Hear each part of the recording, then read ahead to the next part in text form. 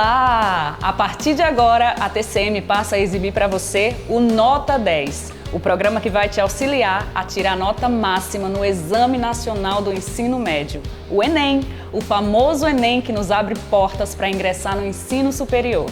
Eu sou Sara Tibal e estarei com você toda segunda e sexta, às 21h15 e todo sábado, às 16 da tarde.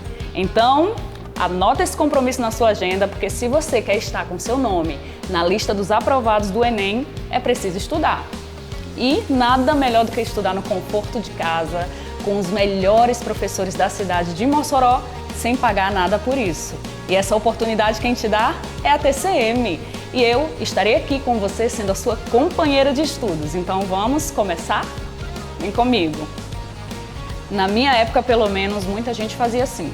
Pegava a primeira matéria do caderno e dedicava à nossa língua materna, o português. E aqui não poderia ser diferente.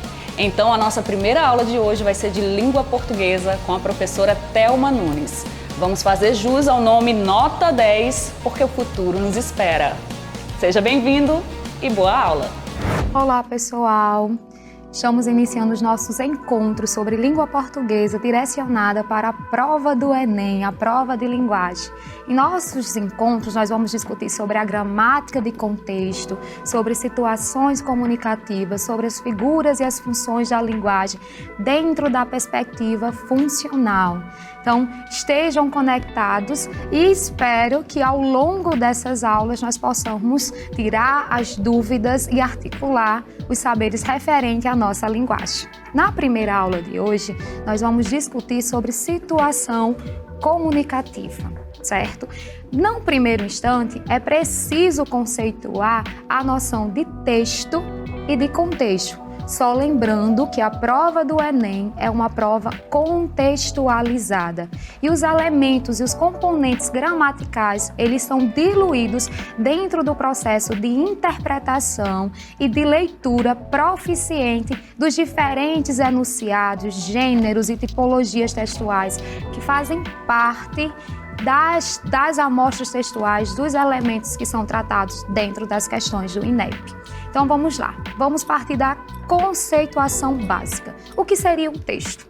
Um texto é todo enunciado que faz sentido para um determinado grupo, dentro de um determinado contexto específico. Ou seja, o que nós vamos analisar é o seu fator funcional, é o sentido que opera e que cumpre dentro de um propósito, com um objetivo em uma situação comunicativa. E para isso, é preciso considerarmos o público-alvo, uma determinada época, uma determinada cultura e todos os elementos visuais, verbais e não verbais que estão contidos naquele texto base para a questão.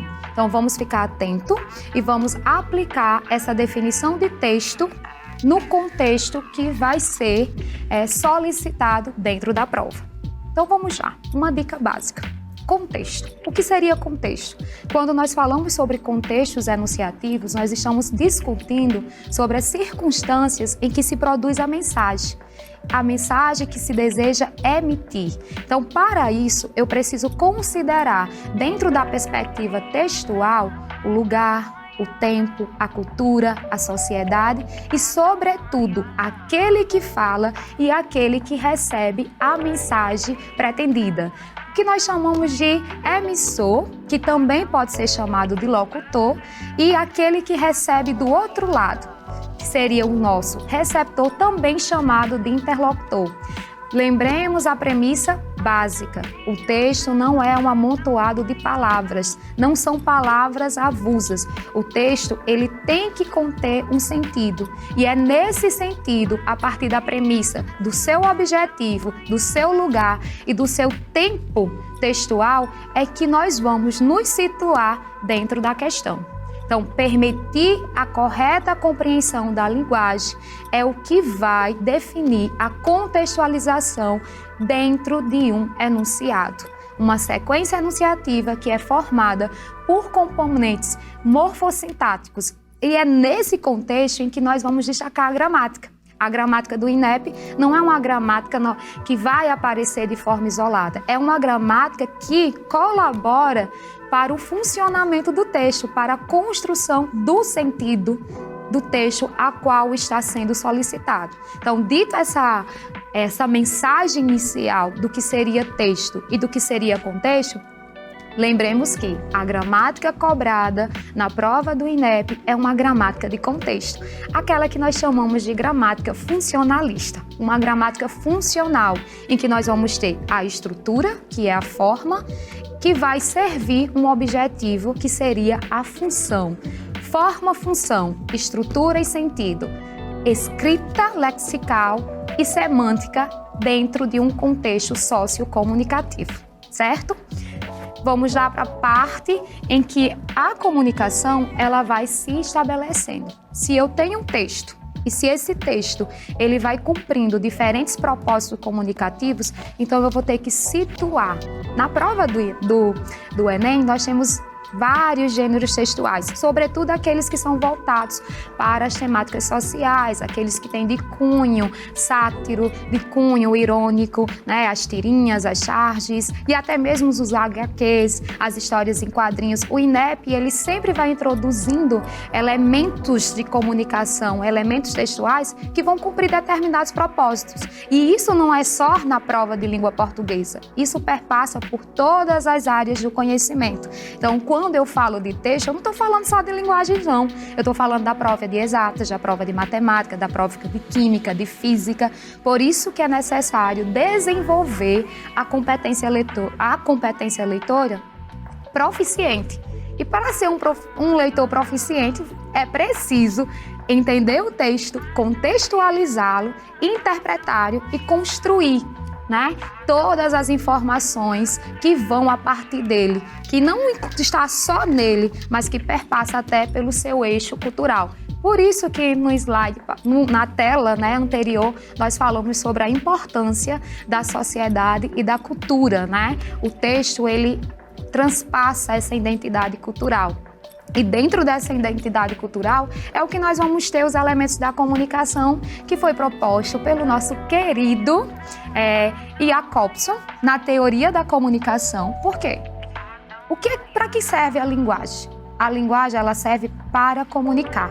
E eu só posso me comunicar quando eu compreendo a informação que está sendo utilizada, a forma como essa linguagem, como essa comunicação, ela chega até a mim. Então, a linguagem, ela é viva. Por ela ser viva, ela está aberta a diferentes e múltiplos contextos, mas ela sempre tem algo em comum, que é o seu propósito comunicativo, né? E todo esse propósito, ele vai estar vinculado ao contexto de uso. Então, vamos lá. Jacobson, ele falava sobre esses 6 pontos que são essenciais para que a linguagem, para que o texto e para que a comunicação ela seja efetivada. De um lado, nós vamos ter o emissor, que também é chamado de locutor, aquele que fala, aquele que envia a mensagem. E do outro lado, nós vamos ter o receptor, também chamado de interlocutor, aquele que recebe a mensagem. É como se nós colocássemos em uma dinâmica o eu e o outro. E eu me comunico, eu escrevo para o outro, eu me construo para o outro. Então, esse outro, mesmo que não esteja lá de uma forma bem definida, mas ele está, porque esse outro pode ser até mesmo o meu próprio eu. Quem é que nunca se deparou com um gênero textual como um diário? Quem é que nunca escreveu um diário pessoal e depois de um bom tempo fez a leitura de sua escrita e passou a se questionar sobre sua própria comunicação e sobre a sua própria linguagem? Então, os textos, eles perpassam pela nossa forma social porque ele está dentro da nossa essência comunicativa. Então, eu tenho, de um lado, o emissor e, do outro lado, eu tenho um receptor. E se formos pensarmos na prova do INEP, as questões e os textos que são selecionados são sempre voltados para essa relação entre o eu e o outro, aquilo que foi produzido e o propósito para a qual aquilo se produz, né? Porque o objetivo é chegar até esse receptor. E como é que vai se chegar até o receptor? Aí nós vamos ter esses 4 elementos que perpassam entre um e o outro. Cada elemento, segundo Jacobson, cumpre uma função importantíssima. Porque dentro da nossa comunicação é preciso destacarmos de uma forma direta ou indireta, a partir de estruturas implícitas ou explícitas, o nosso propósito de comunicação, porque é assim que a linguagem se efetiva. Então vamos lá. Dentro dessa primeira premissa, vamos destacar o referente. O referente é o contexto. E esse contexto é o que vai direcionar o que falo, como falo, por quem falo, por que falo. Então, dentro do meu propósito de enunciação, eu vou considerar o lugar de fala, o ambiente e os participantes. Eu vou adequar a minha linguagem conforme o meu receptor. Então, a minha linguagem ela só vai servir se tiver essa adequação. Porque a linguagem, principalmente a linguagem português brasileiro, que é um português completo de variação, que é um português que admite tanto o registro formal ou informal, é preciso considerar essa referência. É preciso considerar esse contexto para adequar esse uso, para que a linguagem, para que o gênero, o texto, ele passe a ser funcional, para que ele tenha sentido. Então é só você pensar. Dentro daquele texto que está sendo como base, eu vou buscar referências de enunciação.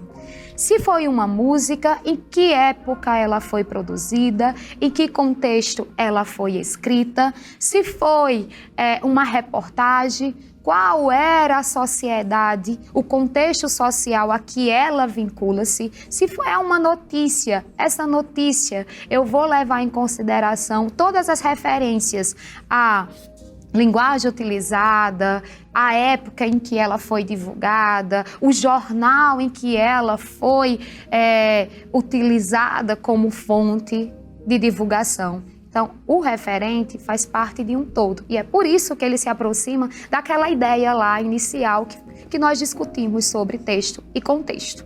Então, cumprindo essa linha de raciocínio, aí do referente passamos a ter a mensagem. A mensagem é a informação propriamente dita. É o assunto a qual eu estou abordando. Aí, uma chamadinha só para a questão do INEP. É importante destacarmos lá no comando. A interpretação da questão, ela se inicia no comando da questão. Destacar a mensagem que foi colocada como partida inicial, que é o que nós chamamos de plano discursivo, a ideia central. Então, eu busco isso no comando, eu analiso o processo de construção textual que já vai me direcionar ao texto base. Então, a mensagem propriamente dita, o assunto do que se trata, para que eu não consiga, para que não venha a fugir da temática. E isso é muito importante, porque se você não destaca a mensagem inicial, você acaba tendo dificuldade no processo de interpretação. Então, interpretar é muito mais do que ler. Interpretar é dialogar. E você tem que dialogar até mesmo com as questões e com os comandos que são colocados na prova do INEP. Partindo dessa premissa, aí você tem e deve considerar o código, porque o código é o tipo de linguagem que é utilizado. E essa linguagem ela pode ser verbal, ela pode ser não verbal. Essa linguagem ela pode ser de um outro idioma. Ela pode trazer traços, né, de construções sintáticas, né, ainda do latim ou ainda do grego, porque dentro da gramática e dentro da nossa linguagem, do português brasileiro, nós vamos ter palavras que ainda conservam em sua estrutura radicais, morfemas, né, o radical enquanto morfema, ainda sintática, ainda do latim e ainda do grego. E dentro dessa construção, nós vamos ter também o sentido semântico. Então, quando eu falo de código, eu estou falando da linguagem que foi utilizada. E essa linguagem utilizada, ela faz parte do texto como um todo, certo? E esse texto como um todo vai nos direcionar ao último elemento de comunicação, que é o canal. Por onde essa mensagem, por onde essa informação foi enviada. Qual é o canal que é utilizado dentro daquela questão do INEP? É um gráfico? É um infográfico? É uma tirinha? É uma charge? Os gêneros, em uma outra aula nós vamos discutirmos sobre isso. Cada gênero, cada tipologia textual, ela cumpre um objetivo específico. Então, reconhecer, né, esse canal facilita todo o processo de interpretação da questão. Então, vamos voltar àquela fala inicial. Um texto não é um amontoado de palavras. Um texto, ele cumpre uma progressão sistêmica, temática. Ele tem um processo de concordância, de regência. Cada elemento que está naquela tessitura do texto contribui para o processo de semântica, para o processo de sentido, de interpretação. Vamos lembrar um elemento básico. Vamos lá, a própria pontuação. Se eu uso uma vírgula, eu estou indicando uma pausa menor. Agora, se eu uso um ponto e vírgula, esse ponto e vírgula já indica uma pausa maior. Então, ele já indica um outro desdobramento textual. Então, se até a pontuação e a acentuação, enquanto elementos gramaticais vivos, contidos no texto, promove o sentido, imagine se eu tenho como construir um texto sem levar em consideração todo esse processo. Então, considerar esse processo é entender que a comunicação, ela não é fechada. A comunicação, ela é construída através da linguagem e a nossa linguagem, ela é viva. E por ela ser viva, ela vai admitir construções tanto formais quanto informais. Dentro da premissa da nossa prova, da prova do Enem, você precisa ter o conhecimento de quando aquele texto ele está dentro do registro formal ou quando ele está direcionado à informalidade. E como é que eu vou identificar isso? Eu vou identificar a partir dos elementos da comunicação, porque cada elemento desse cumpre uma função específica que posteriormente, isso vai ser um assunto de uma outra aula, vai determinar uma função de linguagem. Então, só fechando a nossa primeira aula, né? Nós vamos daqui a pouco ter um intervalo, mas vamos lá, só para direcionar, eu vou ter emissor, aquele que envia a mensagem. Pode ser uma única pessoa ou um grupo de pessoas, porque a partir do momento da comunicação, esses papéis, eles vão se invertendo, certo? Nós vamos ter o receptor, que é aquele a quem a mensagem é endereçada. Também pode ser um grupo, também pode ser um único indivíduo e também é conhecido como destinatário, é conhecido como interlocutor, certo? E é aquele processo em que torna a linguagem possível, porque eu tenho eu e do outro lado eu tenho o outro, aquele para quem eu envio a comunicação. Nessa premissa, aí nós vamos ter o canal, que é um meio pelo qual a mensagem é transmitida. Nós vamos ter o contexto, que é um conjunto de signos, de regras. São as combinações utilizadas para elaborar a mensagem. Então, o emissor, ele passa a codificar aquilo que o receptor irá descodificar, porque a linguagem, ela só vai fazer sentido quando o outro compreender, quando o outro interagir. Você não comunica se o outro ele não entende a sua linguagem.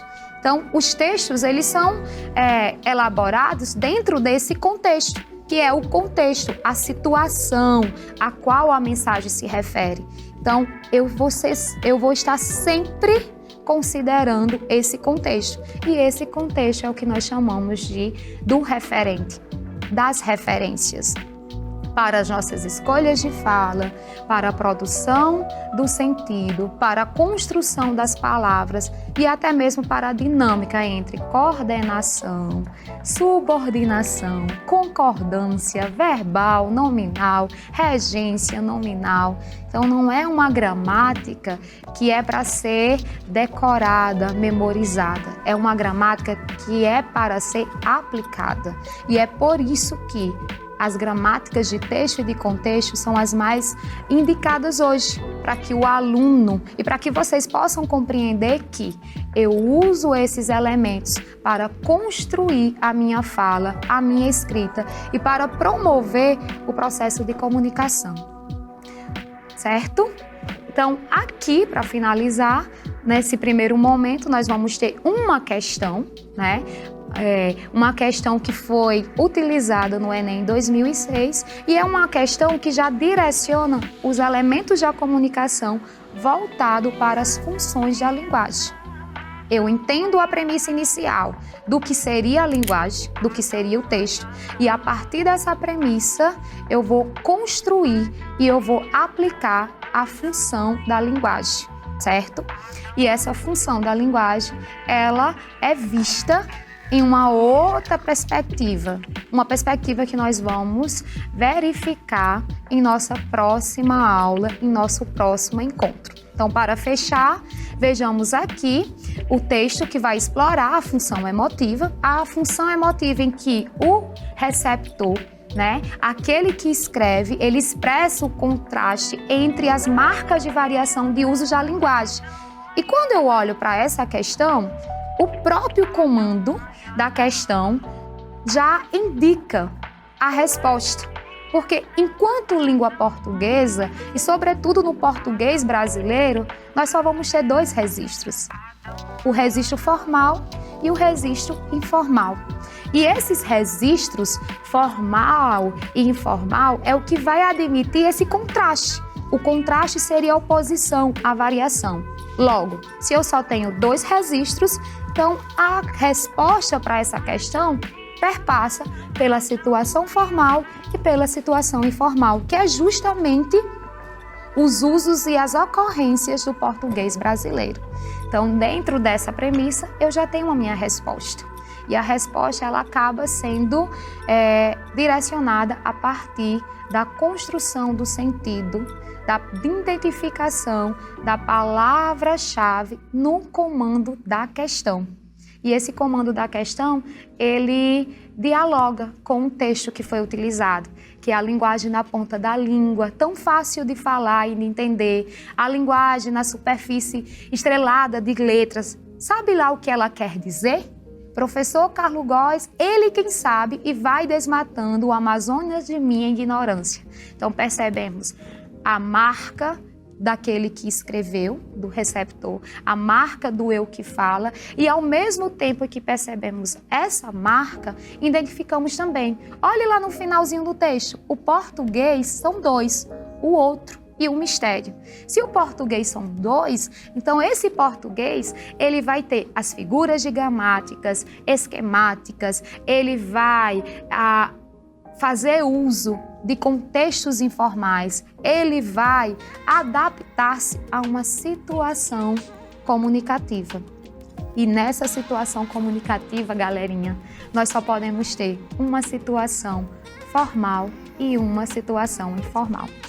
Fechamos o nosso primeiro bloco, a nossa primeira aula, e eu espero que nos encontros seguintes vocês tenham uma noção, até porque todos os conteúdos de língua portuguesa, eles são interligados. Nós iniciemos hoje com a situação comunicativa. Na próxima aula, nós já vamos para outro tópico, que seria as figuras e as funções da linguagem. Então, essa é a premissa da língua portuguesa, que é questionada e que é aplicada dentro da prova do INEP. Nós vamos agora para um intervalo e voltamos novamente para discutirmos o nosso próximo tópico de estudo, certo? E eu espero que vocês tenham compreendido todas as nossas falas e todo o processo de construção. E só lembrando, gente, a língua portuguesa, ela é para ser vivida. E por ela ser vivida, a gramática também, ela molda essa fala, essa linguagem. Então, ela tem que ser aplicada e jamais decorada. É texto e contexto.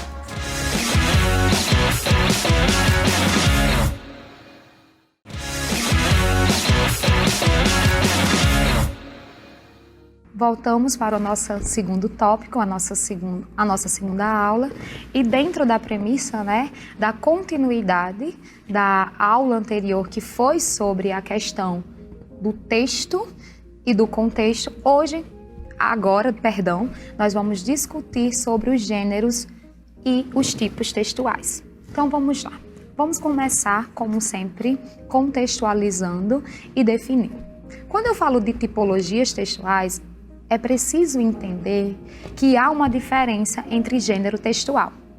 Tipologias são arranjos linguísticos que estruturam os textos. Então, nós vamos ter sequências estruturais de tipologias textuais. E dentro dessas sequências, aí nós vamos ter como destaque a narração, que esboça as ações de personagens num determinado tempo e espaço. A descrição, que detalha de maneira bem pormenorizada os aspectos de um determinado lugar, acontecimento, pessoa, objeto ou animal. É um texto mais descritivo, detalhista, minucioso, o que já vai se diferir da narração, né? Porque na narração nós vamos ter as ações de vários ou de vários personagens dentro de uma situação, né? Dentro de um tempo e de um espaço. A injunção, que se caracteriza por fornecer instruções para a realização de uma ação desejada. Os textos injuntivos também são chamados de textos prescritivos, como uma receita de bolo, como a prescrição médica. É injuntivo porque prescreve, então dá instruções, como um manual de um móvel, de um aparelho eletrônico. E por último, nós vamos ter a dissertação. E a dissertação, ela tanto pode ser expositiva, em que nós vamos ter uma sequência estrutural bem explicativa, ou argumentativa. Na argumentativa, nós já vamos ter uma fundamentação, um embasamento. Então, o texto dissertativo, ora expositivo, ora argumentativo, é um formato de escrita que busca defender uma ideia central a partir da argumentação. E para essa defesa, ele vai se valer de opiniões e de provas, do que nós chamamos de alusões. E é dentro desse gênero, né, desse último gênero, em que nós vamos ter, lá na prova do INEP, a nossa proposta de redação, certo? Um outro ponto importante a se destacar é que, por ser uma tipologia textual e por ser um arranjo, então, em um mesmo texto, eu posso ter, em um texto narrativo, eu posso ter um texto descritivo, certo? E esses textos, em algum momento, a depender do contexto, né, do que nós discutimos no nosso último encontro, né, ele vai direcionar uma situação. E essa situação, a partir dessa situação, desse lugar, desse contexto, então é admissível nós termos várias sequências estruturais. Então, até porque dentro de um texto pode-se ter vários outros textos. Então, feita essa definição inicial, aí agora é preciso que nós compreendemos o que seriam os gêneros. Porque se eu tenho tipologias textuais que são arranjos linguísticos, quando eu falo de gênero, eu já tenho formas de organização de textos. E essas formas de organização passam a cumprir uma função social. Então, é totalmente, né, o oposto do que seria a tipologia textual. Nós chamamos os GTs como algo infinitos. GTs, que seria a sigla de gêneros textuais. E são algo infinitos e inacabados. Porque os gêneros textuais, eles nascem das demandas sociais. E quando eu falo de demanda social, eu estou falando de um universo de escrita que perpassa pelo tempo, que perpassa pela própria nossa história, por nossa própria identidade sociocultural. Então, eu vou analisar um texto que vai ter uma origem. E essa origem, ela pode ser uma origem até do século XVI, do século XVII. Como também ele pode ser um texto que nasce de uma demanda social mais contemporânea. E compreender essa demanda social e esse lugar de origem é favorecer o processo de interpretação e de contextualização desse texto, desse gênero, que foi construído a partir de arranjos linguísticos e de sequências textuais. Então, dentro dessa premissa, aí eu vou ter um processo de adaptação. E essa adaptação é determinada a partir das necessidades comunicativas. E como é que eu defino essas necessidades? Essas necessidades devem-se considerar o emissor e o receptor, a situação comunicativa. Aqueles elementos da comunicação que nós discutimos em nossa primeira aula. Então, eu vou situar essas necessidades quando eu defino e quando eu destaco as características que são elementares no processo de comunicação. E esse processo de comunicação, ele não é fechado.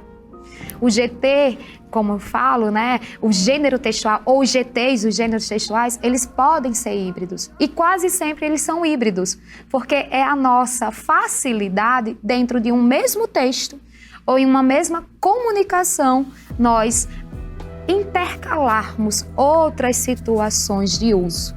E nessas situações de uso, eu vou considerar aquilo que está sendo condicionado à minha comunicação. Então, os GTs, eles partem da organização textual e eles sempre vão cumprir. Quando falamos do Enem, né, todas as questões, elas cumprem essas demandas sociais, porque a prova do Enem é uma prova para você pensar, para você questionar, para você contextualizar e para você refletir sobre o que acontece e como as ciências elas estão inseridas nas nossas demandas sociais, no nosso dia a dia. O INEP, ele faz esse convite, ele convida os seus candidatos, né, aqueles participantes a revisitar o contexto social. E é por isso que esses GTs, eles vão além da prova de linguagem. É sempre interessante essa fala, porque quando eu falo da prova de linguagem, a língua portuguesa não está lá só na prova do primeiro dia, não. A língua portuguesa é o nosso idioma materno. Para que eu consiga resolver uma questão lá da prova de matemática, eu preciso entender, eu preciso decodificar, eu preciso contextualizar o que está pedindo naquele comando da questão. E o próprio texto, né, o próprio comando da questão já cumpre uma função social.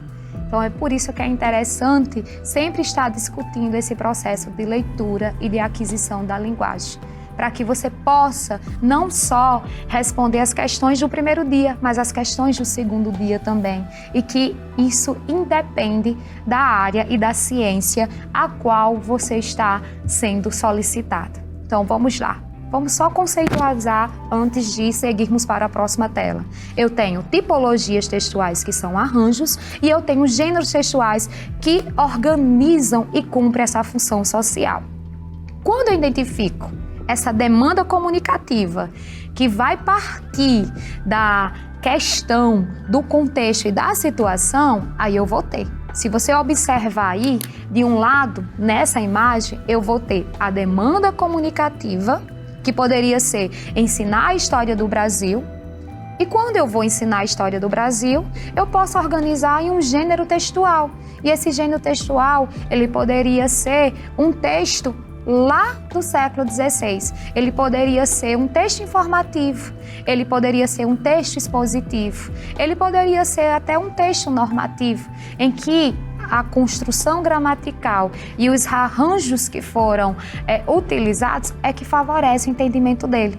Mas para que eu possa, construir esse entendimento, eu preciso situá-lo no momento, no lugar e no espaço em que foi construído essa situação. Então, eu vou sempre me comunicar e essa comunicação, ela vai perpassar pela demanda comunicativa. Então, se um lado eu tenho o processo de demanda e o gênero expositivo que vai organizar essa demanda social, eu também posso ter do outro lado o comunicar a longas distâncias, que seria a questão do uso de um e-mail, enquanto um arranjo linguístico, um gênero textual, enquanto canal por onde essa informação ela é enviada, enquanto gênero textual também. E esse gênero textual, ele vai assumir uma situação de uso formal ou informal. Então, vamos sempre lembrar essa premissa, para que eu possa compreender o enunciado, eu preciso ter antes esse direcionamento. Eu preciso compreender qual é o propósito, qual é a demanda e quais foram os recursos utilizados para cumprir e para efetivar essa comunicação.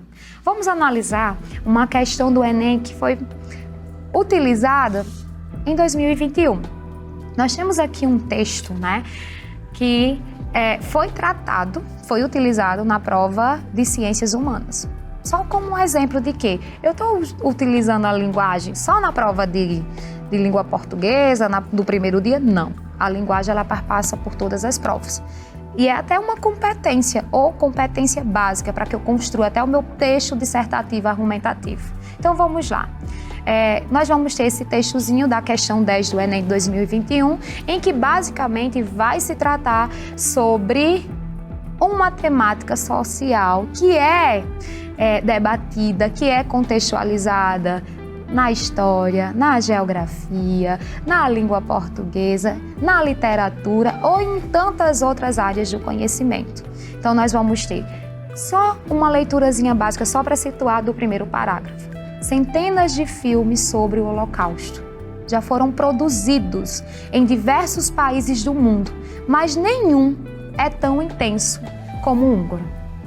Nós vamos ter um longa-metragem, aí você já tem uma citação, uma contextualização de uma referência de uma demanda social específica, que é da área da cinematografia, do cinema. Vencedor do Grande Prêmio do Júri do último Festival de Cannes. Ao contrário da grande maioria das produções do gênero, que costuma oferecer uma variedade de informações didáticas e não raro cruza diferentes pontos de vista sobre o horror do campo de concentração, o filme acompanha apenas um personagem. Ele é Saul, um dos encarregados de conduzir as execuções de judeus, como ele que, por um dia e meio, luta obsessivamente para que um menino já morto, que pode ou não ser seu filho, tenha um enterro digno e não seja simplesmente incinerado. O acompanhamento da jornada desse prisioneiro é no sentido mais literal que o cinema pode proporcionar. A câmera está o tempo todo com o personagem, seja por sobre seus ombros, ou seja com um close em primeiro plano ou em sua visão subjetiva. O que se passa ao seu redor é secundário, muitas vezes desfocado. Observem esses dois parágrafos iniciais. Nós vamos ter uma referência social histórica e, ao mesmo tempo, nós vamos ter uma referência já contemporânea, que é um processo de adaptação cinematográfica. E, ao mesmo tempo em que nós vamos ter essa indicação social, nós vamos ter elementos do próprio gênero, do próprio arranjo linguístico que o cinema ele utiliza para suas produções, que é a indicação, o tempo da câmera, como a câmera acompanha o personagem, quem é esse personagem protagonista e de que forma esse personagem, a narrativa dele se cruza com a temática histórica que é do Holocausto. Então, nós vamos ter dentro desse texto todos os arranjos que vai conduzir a uma resenha, que vai direcionar a um gênero, que é normalmente um texto de base argumentativa. Então, na resenha do filme, em que aparece o ponto de vista do receptor, porque quando eu resenho, eu estou analisando algo que já foi produzido. O resenhar significa analisar, significa contextualizar. E é por isso que as resenhas, elas são sequências argumentativas, porque cada receptor, cada interlocutor que recebeu essa mensagem, ele passa a produzir, a constituir a sua própria mensagem.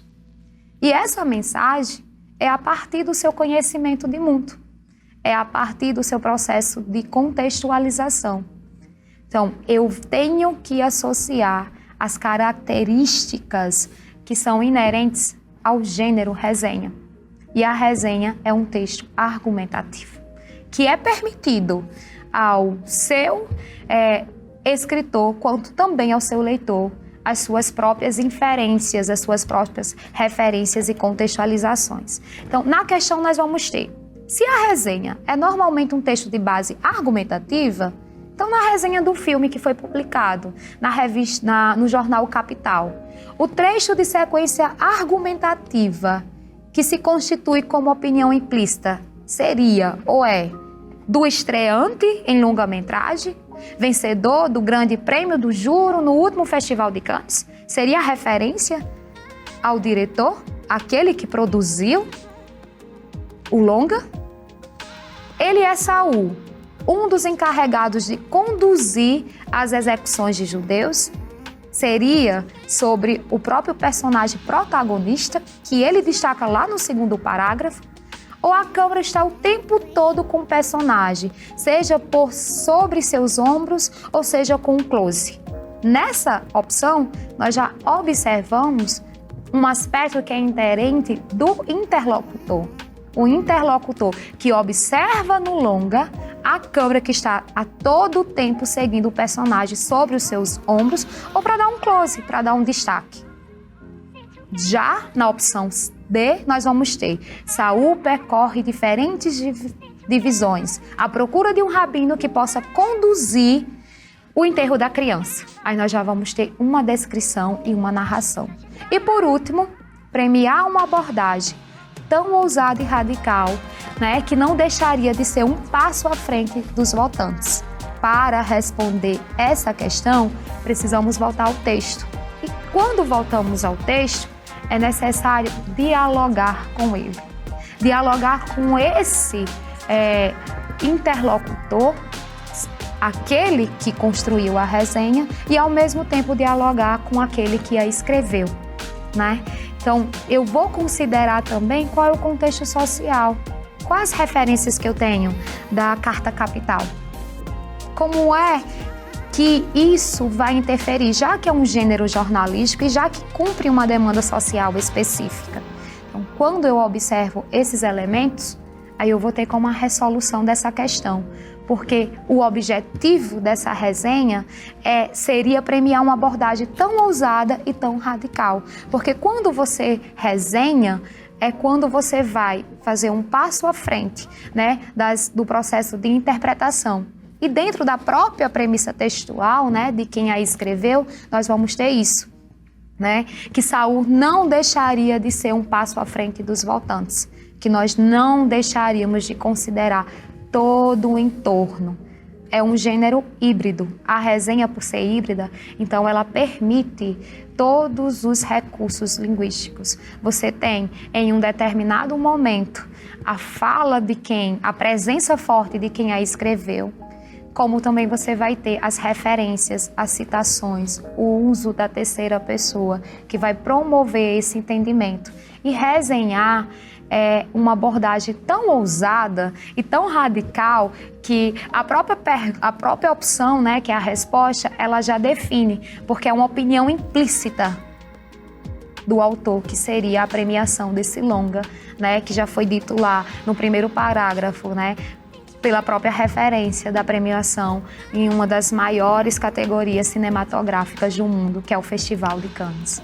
Então, considerar esse processo de comunicação e de escrita textual é atender essa demanda social. E essa demanda social, ela vai estar conectada com aquilo que nós discutimos em nosso primeiro encontro, com o texto e o seu sentido. Espero que vocês estejam conectados com a nossa aula e que vocês estejam alinhados à nossa construção de conhecimento. Até a próxima aula. Em nossa primeira aula, falamos sobre situação comunicativa. Então, só revisando, um dos elementos mais importantes para entender esse processo de comunicação é considerar os elementos da comunicação. Vamos lá, galerinha. Vamos sempre lembrar que o texto ele é produzido com um propósito. E esse propósito vai perpassar daquele que escreve, chamado de emissor, né? E daquele que recebe a informação, que nós chamamos de receptor. E entre aquele que fala, né, que é o eu, e aquele que recebe a informação, nós vamos ter 4 elementos que são extremamente importantes. Vamos ter o código, né, que é o tipo de linguagem que foi utilizado. Essa linguagem ela pode ser verbal, ela pode ser não verbal, ela pode ser uma linguagem com elementos semióticos, visuais, cores, padrões, formatos, letras, fontes. Mas ela também pode ser uma linguagem que é propriamente escrita, né? Quando você usa a linguagem para falar da própria linguagem. Nós vamos ter o canal por onde essa informação é passada, a mensagem, que seria o texto propriamente dito, e por último o contexto, né? Que seria o referente, que vai se levar em consideração a produção de uso dessa informação. Com quem eu falo, por que eu falo, qual o objetivo da minha fala. Então, esses elementos da comunicação é o que torna a situação comunicativa possível. Lembrem-se, um texto, ele sempre vai ser escrito com um propósito, e esse propósito é comunicar. Comunicar significa interagir, interagir significa compreender aquilo que foi dito. Na primeira aula, nós falamos sobre situação comunicativa, porque nós nos comunicamos sempre.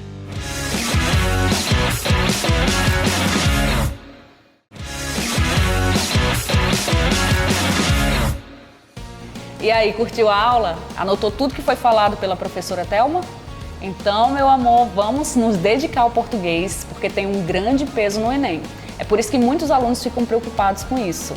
Porém, você não precisa se preocupar, é só se conectar aqui com a gente, ligar na TCM e nos acompanhar toda segunda e sexta, a partir das 21h15 e todo sábado às 16 horas. Então vem comigo, porque agora vai ter aula de inglês. Pois é, o professor Luan Honório preparou tudo direitinho, além do verbo to be, ok? Então, preste atenção, prepara tudo aí, já tomou sua água? Tudo certo? Então vamos lá aprender inglês. Let's go talk about English. Boa noite, alunos do Nota 10. Meu nome é Luan Honório, eu sou professor de língua inglesa e vou estar com vocês nessa temporada de estudos para o Enem. Bom, um pouquinho sobre a nossa aula de hoje. Primeiro nós vamos entender como é que funciona como é que funciona a prova do Enem na parte de língua inglesa. Quais são os conteúdos específicos que você precisa estudar. Vai entender um pouquinho como melhorar o seu vocabulário. Para você que ainda não tem um conhecimento muito amplo de língua inglesa, dá para você ter um bom resultado sim na prova de inglês do Enem, mesmo tendo um conhecimento básico. E vamos introduzir um pouquinho da gramática da língua também, que é importante. Apesar de muitas pessoas deixarem de lado quando vão fazer estudos para o Enem, a gramática ela faz muita diferença durante a sua prova. Vamos começar então entendendo um pouquinho o funcionamento dessa prova. Quais são os conteúdos? Conteúdo específico nós não temos de língua inglesa, não temos um conteúdo que se repete durante as provas. Sabemos que é uma prova de interpretação de texto, é uma prova de leitura e vai ser avaliada a sua capacidade de retirar informações importantes naquele texto. Então, como não tem um conteúdo específico, nós nos baseamos aqui na competência de área 2 da BNCC para entender o funcionamento dessa prova.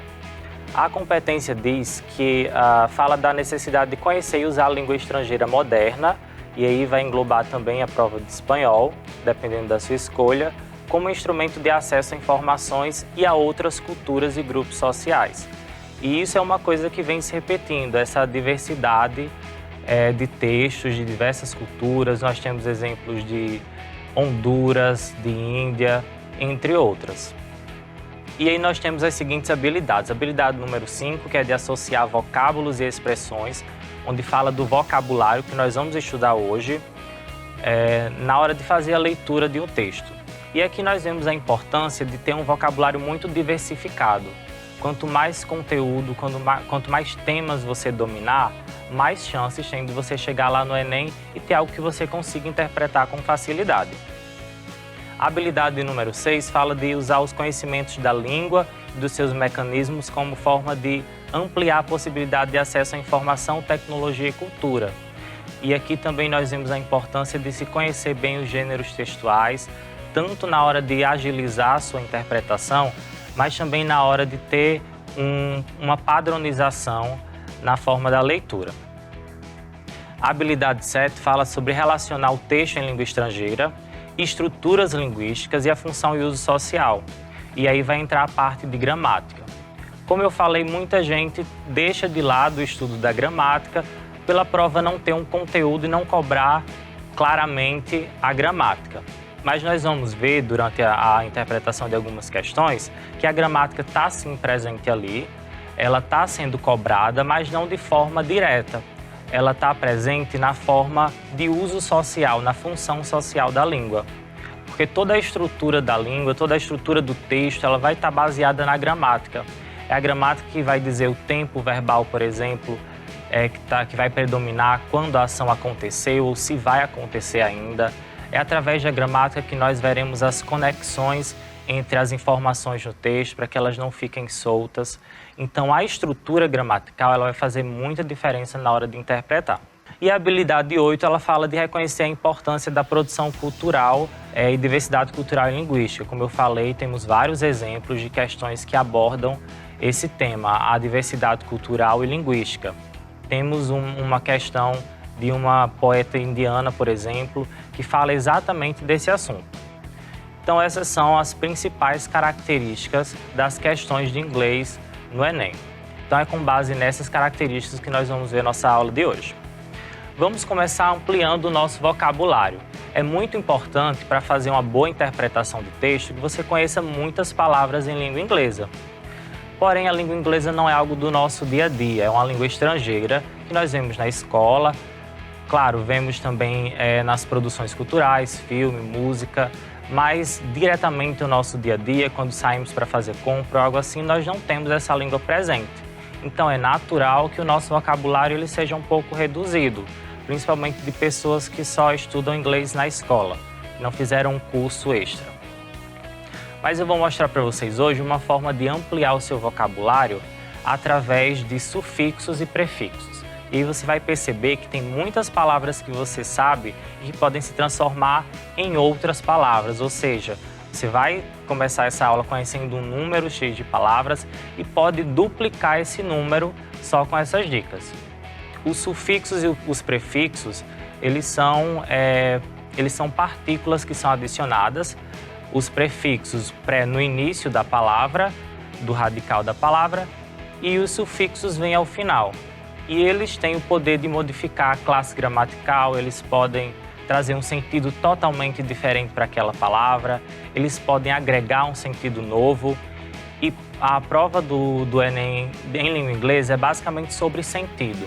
Ele sempre vai perguntar qual o sentido que está querendo ser passado, qual é a ideia que está querendo ser passada. E nisso, sufixos e prefixos fazem também um papel muito importante. Começando aqui com o sufixo -nes. Como eu falei, você pode conhecer várias palavras e depois acrescentar esse sufixo. E aí você acaba conhecendo uma palavra nova. Então é importante a gente saber o significado que aquele sufixo agrega à palavra. E assim, quando nós vimos ele agregado em uma palavra específica, vamos entender já de cara. Muita gente, por exemplo, conhece a palavra sad, sabe que sad é triste, porque já ouviu numa música, porque já estudou na escola, porque já viu alguém falando numa série. Mas quando se depara com a palavra sadness, lá na prova, em uma questão específica, em um texto, não consegue entender qual é o sentido. Sabe que tem a ver com tristeza, saberia dizer se fosse só sad, mas quando entra o sufixo, já não sabe mais interpretar. Então vamos fazer o seguinte, quando nós vimos um adjetivo terminado em sad, vamos associar esse sentido, terminado em -nes, vamos associar esse sentido a um estado, a nomear um estado. O sufixo -nes, ele normalmente vai transformar a palavra em substantivo. E aí ela nomeia o estado que a pessoa tem com base naquele adjetivo. Por exemplo, sad, sabemos que é triste. Vamos nomear então o estado de uma pessoa triste e aí nós temos tristeza. Então, de sad agora aprendemos sadness, que é tristeza. Da mesma forma, temos o dark. Dark, escuro. Todo mundo conhece essa expressão, essa palavra. É um adjetivo e aí acrescentamos o sufixo ness. Quando acrescentamos o sufixo, vamos nomear o estado. Então, vamos nomear o estado de quando está escuro? Nós temos a escuridão. Então, darkness, escuridão. Quiet é uma palavra que lembra uma palavra do português, o quieto, e realmente tem esse significado, quieto. Conhecendo quiet como adjetivo, acrescentando o sufixo ness, nós temos um estado de uma pessoa quieta, nós temos um estado de quietude. Happy, felicidade, feliz, né? Vamos transformar esse happy, feliz, no estado. Quando nós temos esse estado feliz, chamamos de felicidade. Eu estou em estado de felicidade. Kind vem do sentido de bom, de gentil. Então vamos nomear esse estado. Vamos ter aí o sentido de bondade. Close, ele tem a ideia, quando ele é usado como adjetivo, ele passa uma ideia de próximo. Conhecemos o close como verbo, que é fechar, mas como adjetivo ele passa uma ideia de próximo. Então vamos criar aí um estado para ser próximo. Temos agora o estado de proximidade. Então, closeness, proximidade. O odd, ele vai dar uma ideia de estranho, de diferente, de uma forma estranha. Esse odd, nós vamos agora transformar no estado também. Então, vamos dar um estado de estranheza. Oddness, estranheza. Fresh tem o sentido de algo recente, novo, fresco. Então, vamos dar um nome a esse estado também. Freshness, temos um frescor. E brave vai dar essa ideia de coragem, de bravo, corajoso. Então, vamos transformar isso agora num estado. Eu estou num estado de bravura, eu estou com muita coragem. Então, sempre que você vê o sufixo ness no final de alguma palavra, pode associar esse sentido a essa ideia de nomear o estado. Tente nomear o estado daquilo e aí você vai ter uma ideia do que está falando. Isso se você souber o radical, que vai ajudar bastante, ok? Então, essa é a primeira dica aí para ampliar o seu vocabulário. Pega um adjetivo que você conhece, acrescenta o ness e tenta nomear aquele estado. Vamos para o próximo sufixo. Esse sufixo, o sufixo hood, ele é muito utilizado. Ele dá uma ideia de amplitude. Então, você vai pegar aquele radical e vai ampliar o sentido dele. Temos child, que significa criança. Vamos ampliar o sentido de criança? Vamos ampliar a ideia de ser criança? Então, quando eu aumento isso, quando eu amplio, eu tenho com childhood o período de infância. Então, eu ampliei esse sentido, essa ideia de ser criança e transformei em infância, childhood. Neighbor é o vizinho.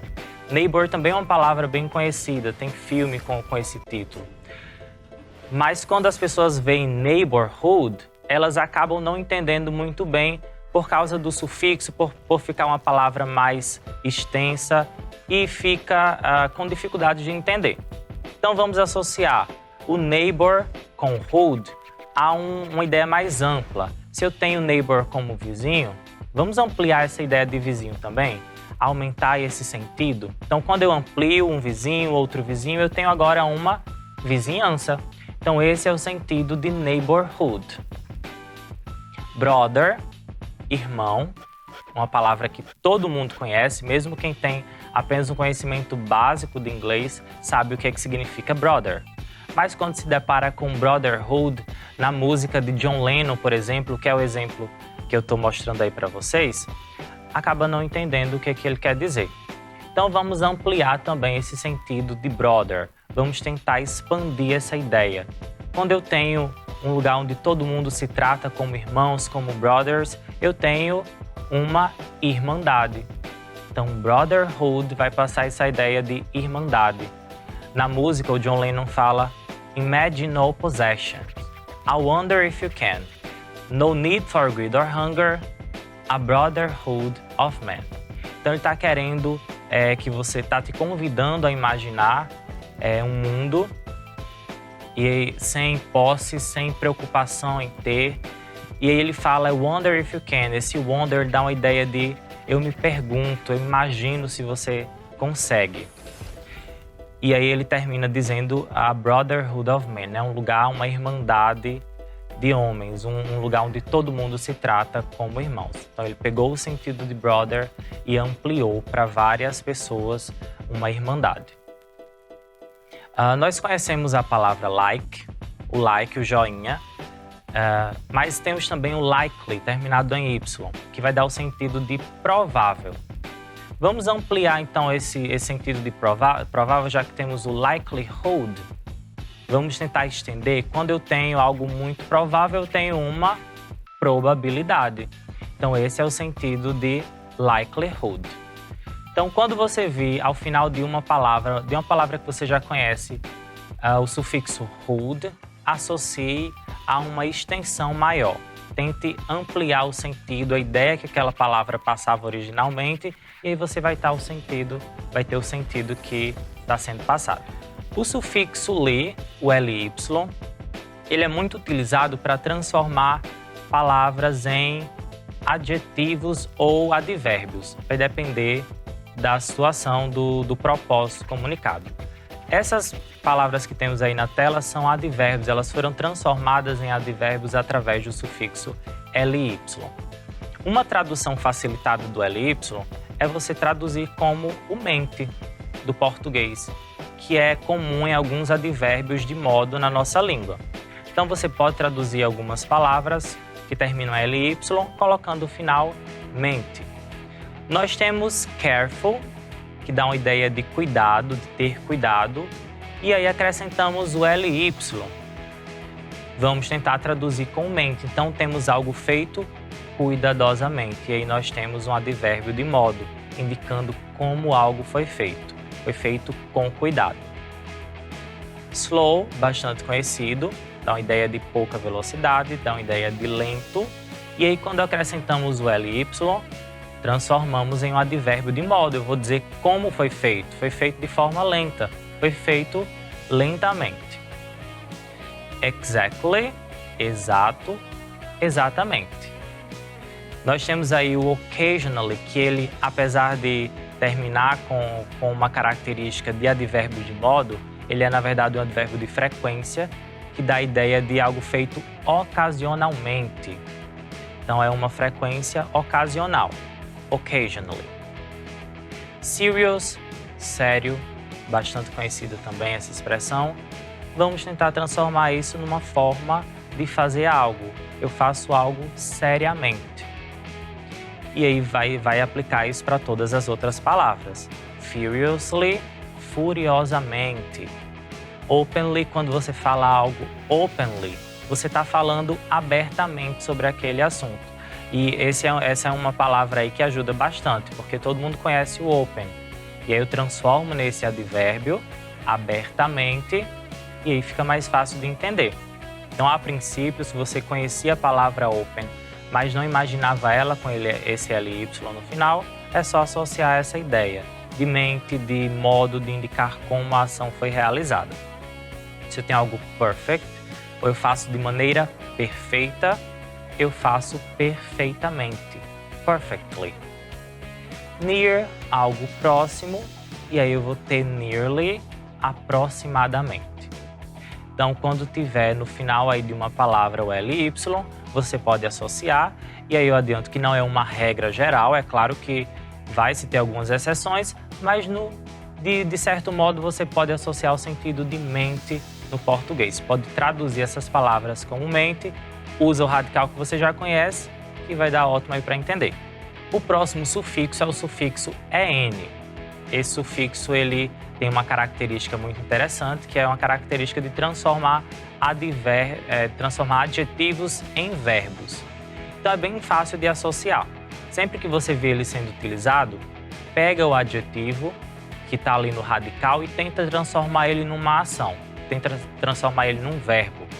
Então eu tenho short, que é curto, vai dar essa ideia de curto, e agora eu tento pensar um verbo que tem essa ideia de deixar curto, que vai ser o verbo encurtar. Então shorten vai passar essa ideia de encurtar algo. O fast também é um adjetivo, tem a ideia de rápido, de velocidade, E aí vamos tentar transformar isso num verbo, vamos tentar transformar isso numa ação. Deixar rápido, acelerar. Fasten, acelerar. Deep indica profundidade, algo profundo. Vamos tentar transformar também isso numa ação. A ação de aprofundar. Deepen. Dark vai dar, como nós falamos já no outro exemplo, dark, ele significa escuro. Então vamos tentar aí criar um verbo, pensar num verbo que dá a ideia de deixar escuro. Então eu vou escurecer, darken. Wide vai dar uma ideia de amplo, e aí eu tenho o verbo ampliar. Threaten vai dar a ideia de ameaçar, né? de assustar de alguma forma. Strength, que indica força, e aí nós temos o strengthen, que é fortalecer. Weak já é o oposto, nós temos aí fraco e weaken, enfraquecer. Fright é assustado, né? Assustar, frighten, dá essa ideia da ação de deixar a pessoa assustada. Então, quando tiver uma N no final de uma palavra que você já sabe que tem esse significado, que é um adjetivo, pensa numa ação relacionada a ele, ok? Próximo sufixo é o sufixo full, um dos mais utilizados, um dos mais vistos em textos. Ele vai dar sempre a ideia de presença. Então, ele vai pegar aquela palavra, aquele radical, e vai transformar numa característica, vai dizer que a pessoa tem aquilo ali. Então essa é a forma de entender o sufixo full, é a presença daquela característica. Beauty, beleza. E aí quando nós transformamos na palavra beautiful ou beautiful, nós indicamos a presença de beleza. Então nós chamamos a pessoa de bela, dizendo que ela é bonita, que ela tem a beleza. O care indica cuidado. E aí, quando nós acrescentamos o full, nós damos a característica da pessoa que tem cuidado. Dizemos que essa pessoa é cuidadosa. Pain indica dor. E aí, acrescentamos o full e ele vira uma característica de que possui dor. Ou seja, é algo doloroso, painful. Success indica sucesso e aí damos a característica de quem tem sucesso. É uma pessoa sucedida ou bem-sucedida. Power, todo mundo conhece, poder. E aí, quando nós acrescentamos esse full, ele vai dar a ideia da presença de poder. Indica que aquela pessoa tem poder, ela é uma pessoa poderosa, powerful. Use vai indicar uso.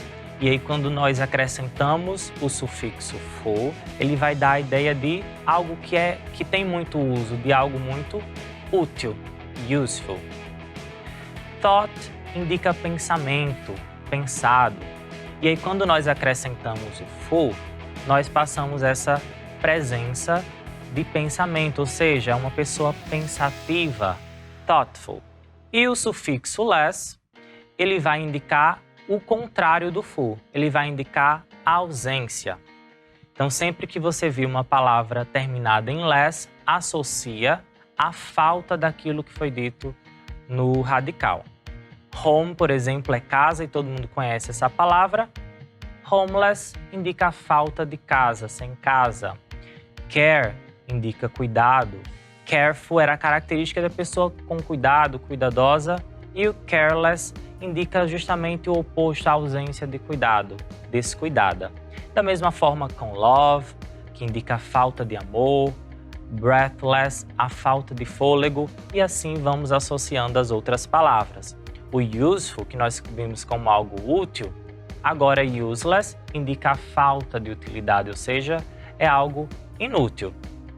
Temos aí o exemplo da cantora Camila Cabello, que ela usa aí o sufixo less para dizer que ela está shameless, que ela não tem vergonha de falar aquilo que ela está falando. Então indica a ausência de vergonha.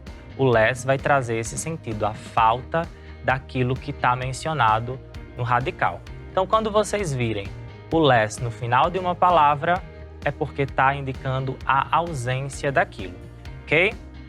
Então, daqui a pouco a gente continua, vamos fazer um intervalo. Voltamos já com mais Nota 10 Língua Inglesa para você.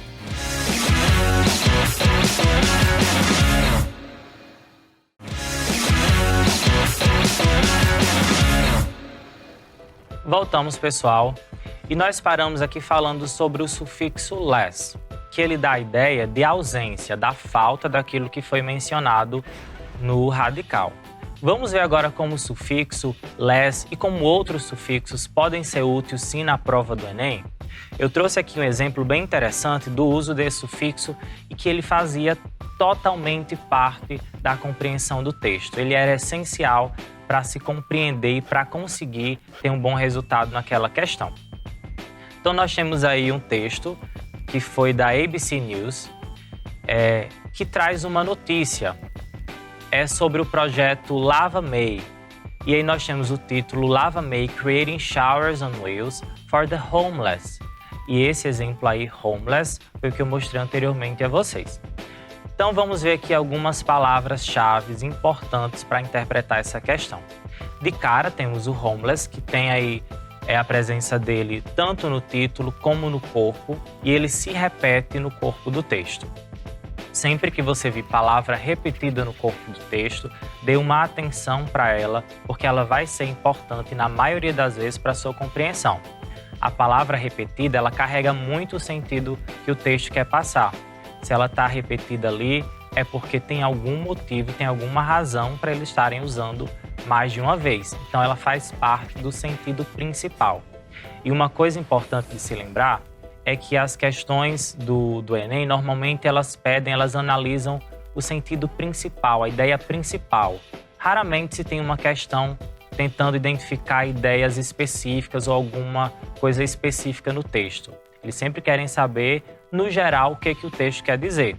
Porque o Enem tem esse objetivo com a prova de língua estrangeira de testar a sua habilidade de encontrar informações importantes, de encontrar informações gerais em um texto. Então, ele não vai ter muito uma pergunta específica.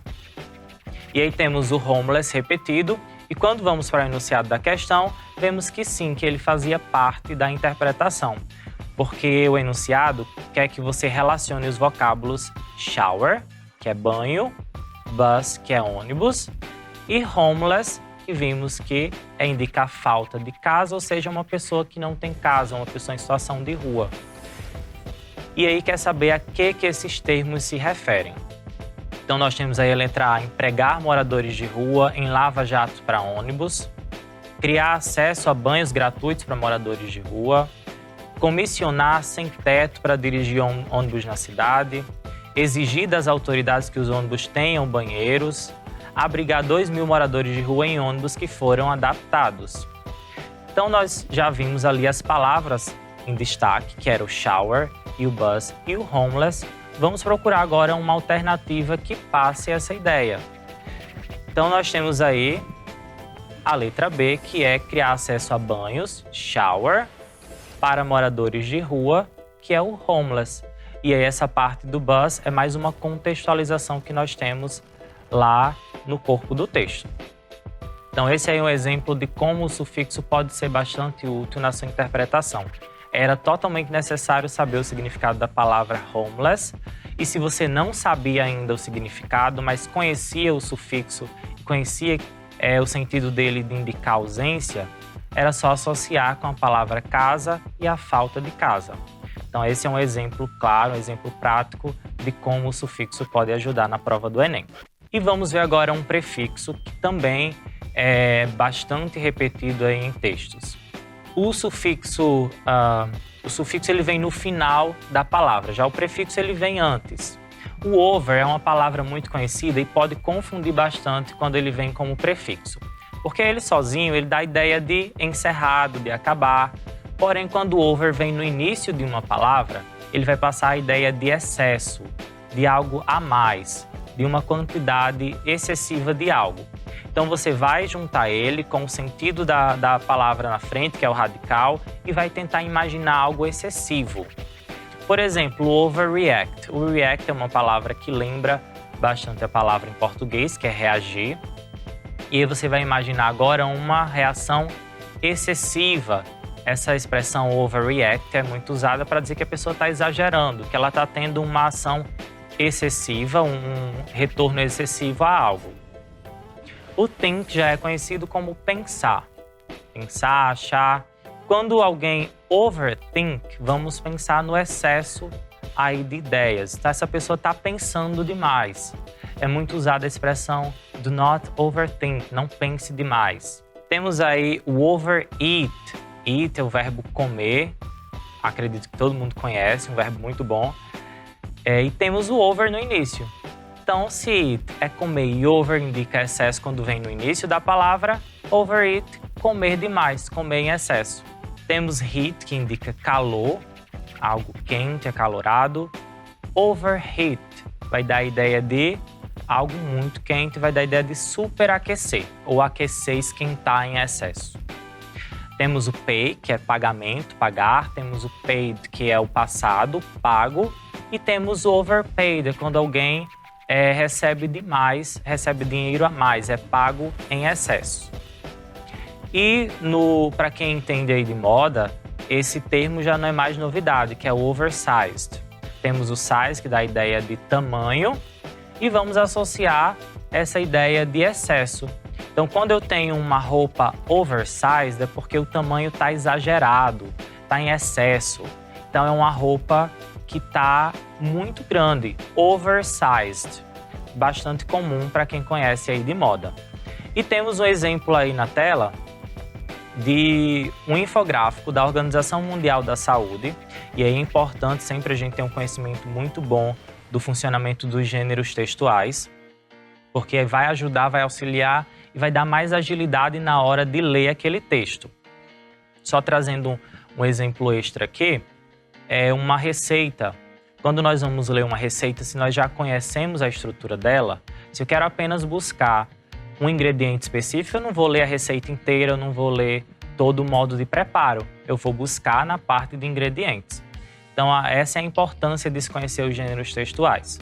Então, conhecer o infográfico, saber que ele vai trazer informações de uma maneira melhor apresentada, com imagens, vai ajudar bastante na hora de compreender. Saber o objetivo também daquele gênero textual, geralmente vai estar ligado a uma das alternativas, no caso, a correta. Então, esse infográfico aí da Organização Mundial da Saúde diz que 41 million children under age 5 are overweight. E aí temos o excesso de peso, overweight. Weight vai indicar o peso, overweight está acima, está em excesso. Então, esse é mais um exemplo de como os prefixos e sufixos podem ajudar a ampliar o seu vocabulário. Bom, então, para uma dica de exercício é você pegar palavras que você já conhece e acrescentar esses sufixos e prefixos e tentar dar a elas o sentido que eu passei, ok? Outra maneira de aumentar o seu vocabulário é através de cognatos e de falsos cognatos. É muito importante conhecer os dois. Os cognatos vão ajudar demais na sua interpretação. São aquelas palavras que são parecidas com alguma palavra na nossa língua e que realmente tem aquele significado. Palavra que facilita, que deixa mais rápido a sua compreensão do texto. Já o falso cognato, ele é o contrário. Ele vai parecer uma palavra, mas na verdade o significado dele é outro. Por isso ele também é chamado em inglês de false friend. Você pensa que é uma coisa, mas na verdade é outra. Então, conhecer os falsos cognatos é tão importante quanto conhecer os cognatos. Nos textos que tenham um cunho mais informativo, que tenham uma linguagem mais formal, que usem termos mais técnicos, nós vamos encontrar bastante a presença de cognatos, porque vão ter muitas palavras técnicas no inglês que derivam do latim, então vão ser muito semelhantes com palavras na nossa língua. E os falsos cognatos, por algum motivo aí, vai lembrar uma palavra nossa, mas não vai ter aquele mesmo sentido, ok? Então, tem que tomar cuidado com isso e tem que conhecer uma por uma, porque para cognato e falso cognato não existe regra. Não tem como definir esse aqui por causa dessa característica é falso e esse por causa dessa é um cognato real. Não tem como definir. Então, a forma é aprendendo aí o máximo que você conseguir. Então, vamos conhecer aqui alguns cognatos. A palavra promotion, te lembra alguma coisa? Lembra alguma palavra em português? a estrutura dela e a forma como ela é escrita lembra bastante, né? E na pronúncia também ajuda, não é uma pronúncia muito diferente. Promotion vai lembrar promoção. Information também é uma palavra muito fácil de se identificar. Ela vai estar praticamente aí em português. E nós temos uma característica interessante, que é esse T-I-O-N, o Sean, que a gente pronuncia. E nos dois casos nós vamos substituir eles por são do português e vamos ter a tradução exata daquela palavra. Então, promotion, promoção, information, informação. Temos aí um exemplo da música Million Reasons, da cantora Lady Gaga. E aí temos dois cognatos aí, eles não estão tão parecidos assim, não estão muito parecidos, mas eles conseguem traduzir o sentido que querem passar no português. Ela fala, "You're giving me a million reasons to let you go." Esse million vai lembrar o milhão, né, a quantidade, o numeral aí, e reasons vai lembrar razões. Então, por mais que eu não entenda as palavras ao redor, eu consigo aí ter uma noção de 1 milhão de razões. Isso pode ser útil na minha interpretação, né? No geral, ela está falando, você me dá 1 milhão de razões para te deixar ir embora. Mas é interessante que, conhecendo essas palavras aí, só essas duas palavras, esses cognatos, a gente já consegue ter uma noção mais ou menos do que está sendo falado. E lá no Enem, nós não teremos acesso a um dicionário, não teremos acesso a um vocabulário específico, a tradutor. Então, nós precisamos aprender a entender o sentido com base apenas nas palavras que nós conhecemos. Por isso que é importante aumentar o vocabulário. Já os falsos cognatos vão trazer uma ideia diferente do que nós acreditamos que eles passam. Temos aí o exemplo de sensitive. Qual palavra, qual o sentido aí que sensitive te passa? Uma pessoa sensitive, ela é o quê? Será que é uma pessoa sensitiva? Será que ela tem algum poder médio? A palavra sensitive, na verdade, ela vai passar uma ideia de sensível. É uma pessoa sensível. E é até uma forma interessante de lembrar do sensitive é lembrar das marcas de creme dental. Elas usam bastante a expressão sensitive quando são uma formulação específica para dentes sensíveis. Então, elas usam na marca a expressão sensitive. Então, não associa mais sensitive a alguém sensitivo, a uma pessoa que tem poderes sensitivos. Isso aí num texto poderia complicar um pouquinho a nossa compreensão. Então, é importante conhecer o significado real da palavra. Prejudice vai lembrar um pouco aí prejudicar. Tá bem parecido com prejudicar, na verdade, né? E pode, inclusive, te prejudicar na hora de entender. A autora Jane Austen, ela tem um livro chamado Pride and Prejudice. E aí, quem já conhece esse livro sabe que não está falando de prejudicar. Está falando, na verdade, de preconceito. É o livro Orgulho e Preconceito, da Jane Austen. Então, Prejudice, lembra aí do livro, dos filmes. Preconceito. Pretend, tá na cara, né? Pretender. Mas olha o risco que nós corremos, não só no Enem, mas também no dia a dia, de usar a palavra pretend achando que tem esse sentido. Imagina que eu estou no Canadá. E aí eu quero falar para alguém que eu pretendo ser um médico, estou estudando, pretendo me formar e ser um médico. Aí eu falo, I pretend to be a doctor. E aí essa pessoa nativa que mora lá, de repente, me denuncia, chama a polícia. Por que isso aconteceu? Porque na verdade eu falei que eu estava fingindo ser um médico. Então pretend, a gente precisa tomar cuidado. Não é pretender, na verdade é fingir.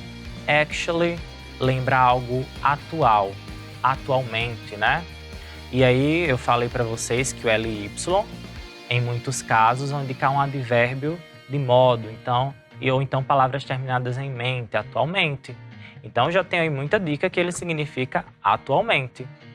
Mas na verdade, actually significa na verdade. Então nós usamos essa expressão para enfatizar, né? De fato, na verdade. O que eu quero dizer é isso. Então, actually passa o sentido de na verdade. Vamos ver se nós conseguimos entender esse texto, que é uma extração do livro 1984, um livro clássico do George Orwell. Nós temos aqui a palavra opinion, que lembra opinião. Temos real, que lembra real. Existence, que lembra existência. Temos records, que podemos lembrar dos recordes, mas que aí vai funcionar mais como um falso cognato. Vamos já entender o significado dele. Temos memories, que lembra memórias, e realmente significa isso. Temos memory no singular, memória, temos control. E veja que nós temos aí a repetição de control, de memories, de records. E eu falei para vocês que sempre que uma palavra está repetida, ela merece nossa atenção, ela faz parte aí do sentido principal. Então vamos entender aí primeiro o que o enunciado quer dizer. Dica importante, leia primeiro o enunciado e aí depois você vai no texto fazer a busca. O romance 1984 descreve os perigos de um Estado totalitário. Essa foi uma questão de 2018. A ideia evidenciada nessa passagem é que o controle, vimos bastante a repetição de control do Estado, se dá por meio de quê? Então, já sabemos que control estava repetido porque ele tem a ver com o sentido. E aí temos o boicote a ideais libertários, temos o veto ao culto das tradições, poder sobre memórias e registros, censura a produções orais, manipulação de pensamentos individuais. Vamos voltar lá no texto e ver o que se repete, se tem alguma coisa a ver com uma dessas alternativas. Então nós temos aí record, bastante repetido, control não vamos mais falar porque ele já está ali no enunciado. Record, muito repetido, e memories, bastante repetido aí no texto. Memories já sabemos o que é, records pode causar um pouco de confusão, então vamos aprender agora o sentido que essa palavra está passando aí. Não sei se você já usou o seu celular com a língua inglesa, muita gente faz isso como uma forma de melhorar o conhecimento da língua, configura o aparelho para ficar todo em língua inglesa. Ou até sem fazer essa configuração mesmo, alguns aplicativos de gravação de áudio, eles têm a expressão record. Então, record aí nesse sentido vai dar a ideia de gravar, de registrar. Então, nós temos aí a repetição de record, que é registrar, gravar, e temos aí a repetição de memories, que vai fazer referência à memória. Vamos procurar então uma alternativa que passe esses dois sentidos, memória e registro. E aí temos bem claro a letra C, o poder sobre memórias e registros. Para quem conhece o livro, isso já estava bem claro, né? Esse monólogo aí do personagem, ele está falando sobre, ele está questionando o que nós conhecemos da história, o que nós sabemos e se aquilo realmente existe, já que quem tem o poder de criar aquelas memórias consegue, de certa forma, definir o que nós vamos acreditar ou não, o que nós teremos como história no futuro. Então, conhecer, inclusive, essa obra de George Orwell também faria muita diferença na hora de interpretar esse texto. Então, outra dica aí é você ampliar bastante o seu repertório de obras, de livros clássicos e de gêneros diferentes, de contos, de poemas, porque nunca se sabe quando vai cair uma questão aí com algo que você já conhece. Nunca é demais conhecimento. Por exemplo, em 2019, caiu uma questão com um trecho de uma música de Madonna. Para muita gente seria desnecessário conhecer tradução de música de Madonna, mas para quem conhecia ali naquele ano, foi uma ótima chance de ter um bom resultado. Então, sempre que puder, amplie o seu conhecimento de gêneros diversos, de autores diversos. Poder sobre memórias e registros. Ficou fácil, né? Depois que a gente localiza as palavras importantes, fica fácil de entender qual é aí a resposta correta. Mostrei para vocês alguns falsos cognatos, pareciam uma coisa, mas na verdade eram outra, né? E agora eu trago a ideia que parecia ter sido passado através daquelas palavras. Sensible, nós vimos lá o sensitive, né? Que parecia sensível. E aí nós temos o sensible também, que vai parecer uma pessoa sensível. Já sabemos que é sensitive. Então o sensible, na verdade, ele vai passar a ideia de sensato, uma pessoa sensata. ele vai vir do sense, né? Da sensatez. Temos o harm aí, que na verdade é o prejudicar, que o prejudice parecia. Temos o intend, que o pretend lembrava pretender, mas na verdade intend é que significa isso, pretender. Temos o atualmente, que nós achamos que actually significava atualmente, significava na verdade. E temos o currently, que é o real sentido de atualmente. Então, quando vocês viram essas palavras aí, currently é, na verdade, o atualmente. Intend, aquele exemplo que eu citei da pessoa que queria ser médico lá no Canadá, na verdade ele deveria ter dito I intend to be a doctor, que essa é a palavra que passa o sentido de pretender, ok? Vamos para mais um exemplo antes de a gente finalizar aqui. Então eu tenho uma questão de 2017 com as palavras impression, que lembra impressão, unique, que lembra único, e aí veja que o unique está repetido. Estou falando para vocês, palavra repetida tem tudo a ver com sentido. Celebration, que é celebração, comfort, unique de novo, e temos umas outras aí, se vocês forem procurar, que vocês já conhecem. Bom, essa questão foi sobre uma resenha do filme da Frida Kahlo. E a autora do comentário, ela mostra-se impressionada com o fato da pintora ter uma aparência exótica, que é conhecida, vender bem a sua imagem, ter grande poder de sedução, assumir beleza singular ou recriar-se por meio da pintura. E aí nós temos a repetição do unique. Unique, impression, unique, celebration, comfort. E aí nós temos uma semelhança aí, vai nos lembrar, vai nos remeter bastante à singularidade. Unique, único, singular. Então temos aí a letra D. A Frida assume a sua beleza singular. Isso foi o que impressionou a autora daquele comentário. Então é mais um caso onde conhecer palavras ali e identificar essas palavras no texto ajudou na hora de fazer a interpretação, ok? Então, por hoje é isso. Espero que vocês tenham esclarecido algumas dúvidas sobre o funcionamento da prova. Vejo vocês na próxima aula. Até mais! Olá pessoal, professor Luan aqui de novo, trazendo aí uma revisão de língua inglesa para o Enem. Eu já falei para vocês em uma aula que nós não devemos deixar de lado a gramática, que ela faz sim parte da nossa compreensão. Então vamos revisar hoje pontos importantes de se identificar tempo verbal em um texto. Primeiro ponto para identificar o presente é que os verbos eles vão estar na forma base, ou seja, não vai ter nada no final da palavra, a não ser que o sujeito seja ele ou ela, aí acrescentamos o S. Então, presente simples, teremos esse modo aí na frase. Já no passado, a regra geral vai ser o ED. Então, se você vir lá na prova do Enem, se vir no texto a presença do ED e a repetição do ED, é porque está predominando ali o passado simples, ações encerradas. Então, associa, tenta buscar uma alternativa lá que fale sobre isso, sobre ações já encerradas. Futuro simples, nós temos a presença do will. E aí o will ele vai fazer parte em todas as formas.